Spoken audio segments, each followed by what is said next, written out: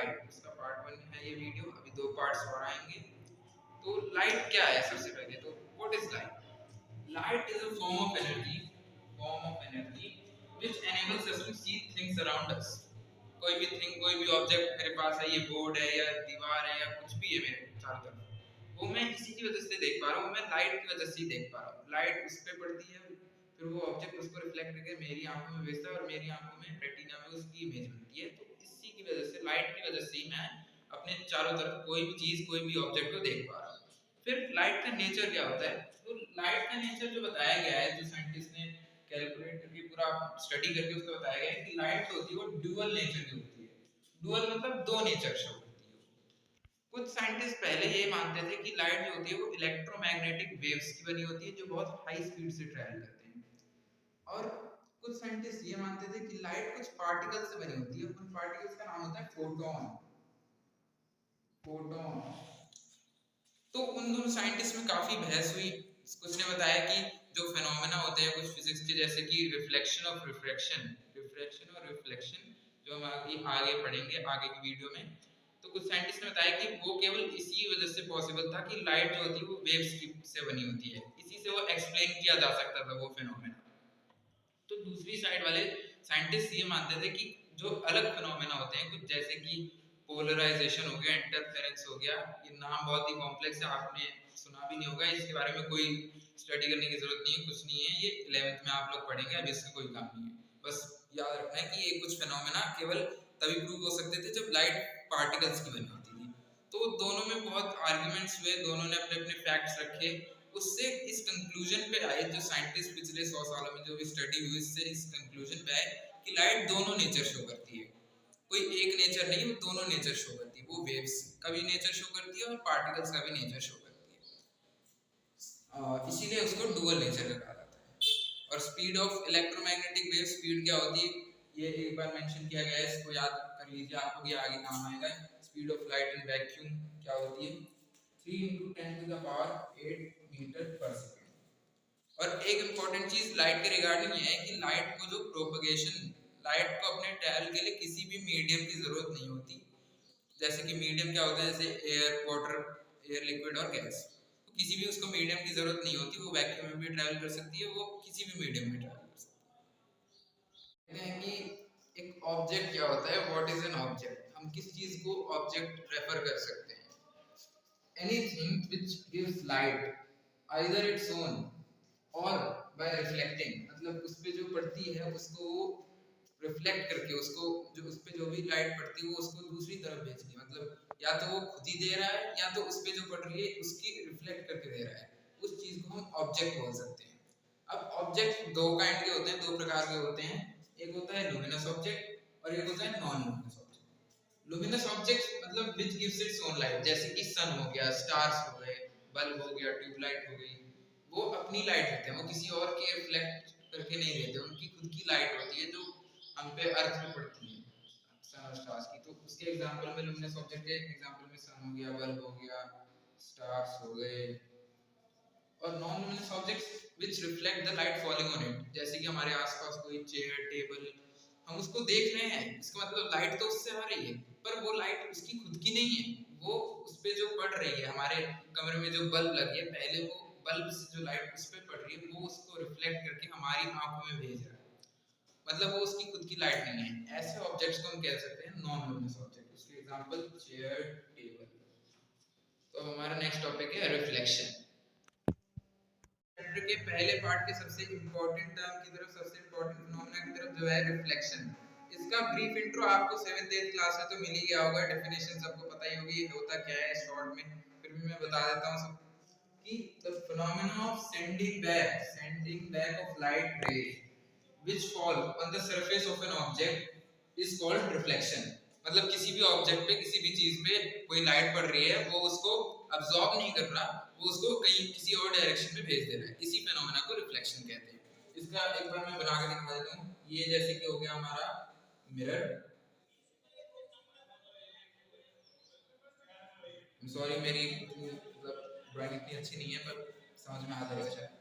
तो ये हमारा मिरर है, इस पे ये लाइट रे आई, और ये उसने अब्जॉर्ब नहीं की, ये उसने रिफ्लेक्ट कर दिया, उसने इस डायरेक्शन में भेज दी।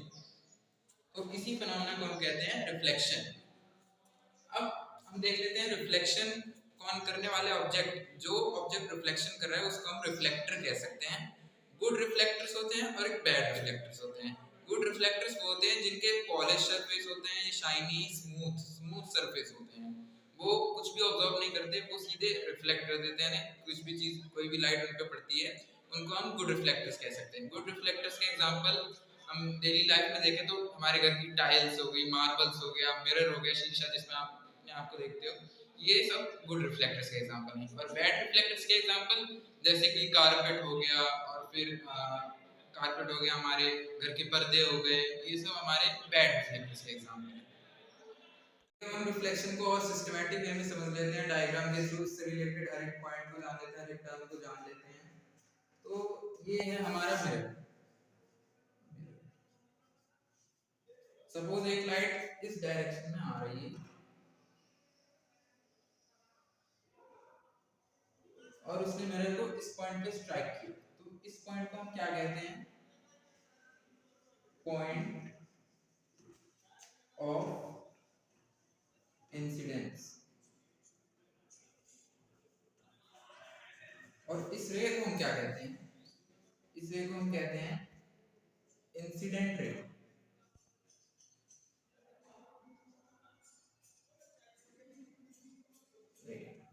वो रे जो मिरर को स्ट्राइक करती है, मिरर पे पड़ती है, उसको इंसिडेंट रे कहते हैं। अब जिस पॉइंट पे, पॉइंट ऑफ इंसिडेंस पे जो भी लाइन मिरर से परपेंडिकुलरली रहती है, परपेंडिकुलरली मतलब 90 डिग्री के एंगल पे मिरर से जो लाइन रहती है एट पॉइंट ऑफ इंसिडेंस, जैसे कि ये पूरा एंगल ये 90 डिग्री बनेगा, तो इस लाइन को हम कहते हैं नॉर्मल। नॉर्मल। अब ये लाइट रे जो इस मिरर पे स्ट्राइक किया, अब ये हम अब ये मिरर रिफ्लेक्ट करेगा, रिफ्लेक्ट, तो ये जिस डायरेक्शन में रिफ्लेक्ट करेगा, ये इस डायरेक्शन में रिफ्लेक्ट करेगा, तो जो इंसिडेंट रे जो एक दो तीन जो मिरर पे स्ट्राइक करती है उसे तो बोलते हैं इंसिडेंट रे। अब जो मिरर जिस रे को भेज रहा है, अपने से रिफ्लेक्ट कर रहा है, उसे हम कहेंगे रिफ्लेक्टेड रे।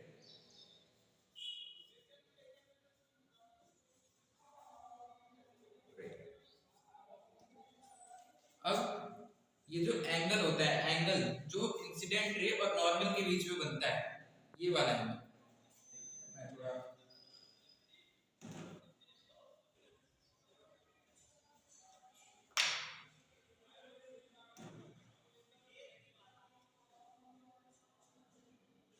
वो एंगल जो इंसिडेंट रे और नॉर्मल के बीच में बनता है, इसको हम कहते हैं एंगल ऑफ इंसिडेंस, एंगल आई। और वो एंगल जो रिफ्लेक्टेड रे और नॉर्मल के बीच में बनता है, उसको कहते हैं angle of reflection, angle R. तो ये थी रिफ्लेक्शन से रिलेटेड कुछ इंपॉर्टेंट टर्म्स। हमने इसको पूरा डायग्राम के वे में समझ लिया, कैसे लाइट रे पड़ती है मिरर पे, फिर कैसे रिफ्लेक्ट होती है उससे, कैसे मिरर कैसे करता है, नॉर्मल क्या होता है। अब हम लॉज ऑफ रिफ्लेक्शन जान लेते हैं। तो लॉज ऑफ रिफ्लेक्शन में पहला जो हमारा लॉ है वो है कि incident ray, reflected ray and normal lie on the same plane. ये बच्चे याद तो कर लेते हैं इस फर्स्ट लॉ को, लेकिन इसका मतलब नहीं समझ पाते। अब अगर आप किसी से पूछोगे प्लेन क्या होता है, तो वो नहीं बता पाएंगे कि प्लेन क्या होता है। तो पहले हम प्लेन जान लेते हैं कि प्लेन किस चीज को कहते हैं। प्लेन, अ प्लेन इज अ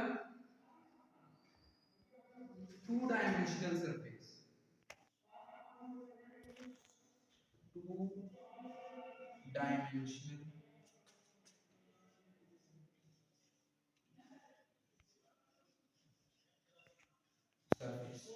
जो सरफेस टू डायमेंशनल मतलब जिसकी लेंथ और ब्रेथ हो सही है, उसको हम प्लेन कह सकते हैं। और इस लॉ का मतलब क्या है कि मान लीजिए ये है हमारा मिरर,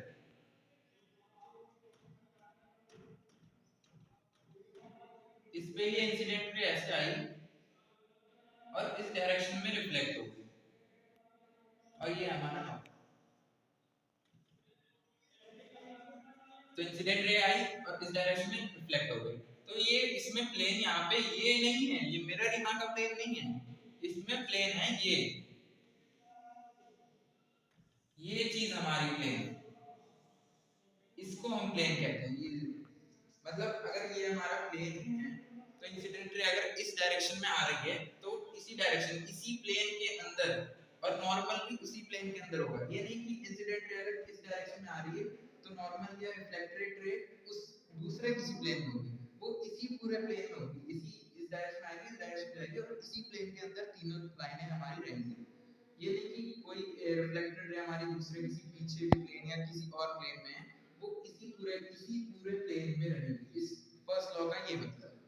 और second law, angle of incidence is equal to angle of reflection, angle I is equal to angle R. जैसे हमने देखा था कि ये मिरर है, ये नॉर्मल हो गया, ये इंसिडेंट रे, ये reflected ray. Incidence angle of incidence क्या होता है, जो नॉर्मल और इंसिडेंट रे के बीच में बने, और एंगल ऑफ रिफ्लेक्शन जो रिफ्लेक्टेड रे और नॉर्मल के बीच में बने।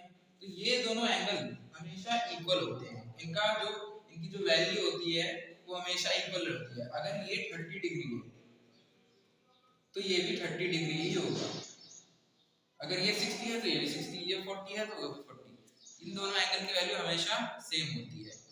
और ये लॉज ऑफ रिफ्लेक्शन जो होते हैं ये हर किसी टाइप के मिरर के लिए अप्लाई होते हैं, चाहे वो स्फेरिकल मिरर हो चाहे प्लेन मिरर हो।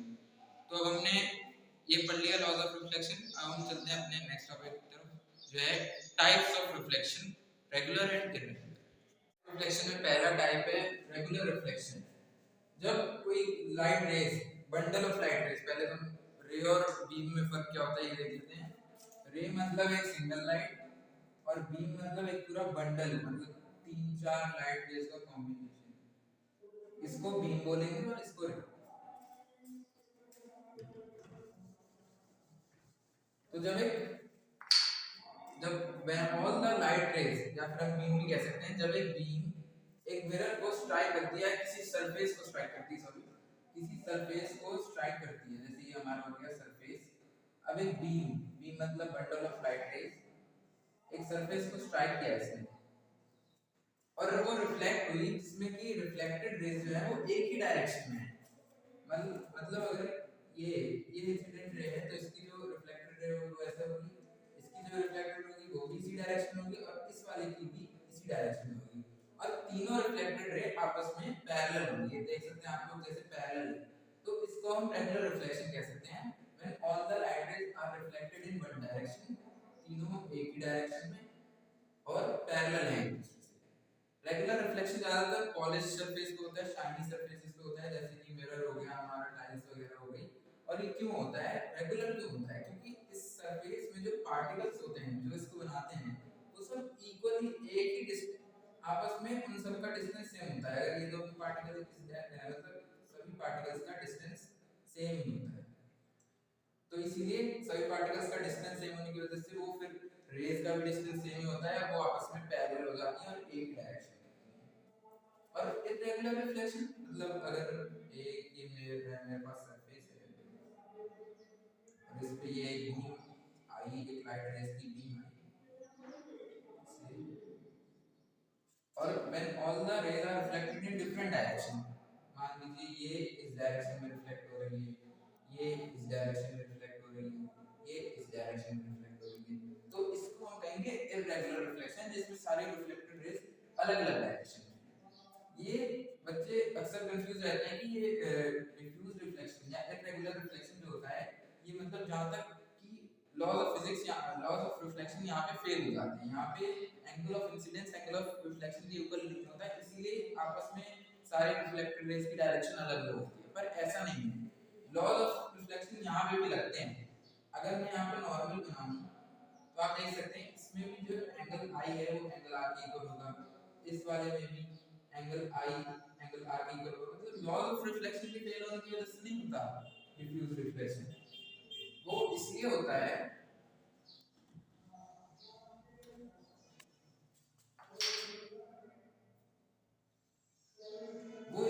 क्योंकि ये जो सरफेस होता है हमारा, इसमें जो पार्टिकल्स होते हैं वो सब अलग अलग डिस्टेंस पर, उन सबके डिस्टेंस आपस में अलग अलग होता है।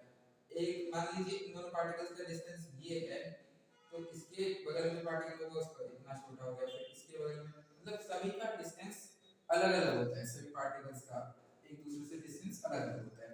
उसी के कारण ये सारी रेज एक डायरेक्शन में नहीं रिफ्लेक्ट हो पाती, क्योंकि उन दोनों का डिस्टेंस पार्टिकल्स का सेम नहीं होता। ये आई ये डायरेक्शन हो गई, अब ये इसके बीच का डिस्टेंस इतना बड़ा हो गया, इसके बीच का रिफ्लेक्शन, इसकी रिफ्लेक्टेड रेज का डिस्टेंस बढ़ जाएगा उस हिसाब से।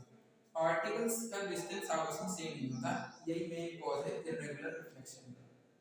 तो मुझे उम्मीद है कि आपको ये टाइप्स ऑफ रिफ्लेक्शन समझ में आ गया होगा।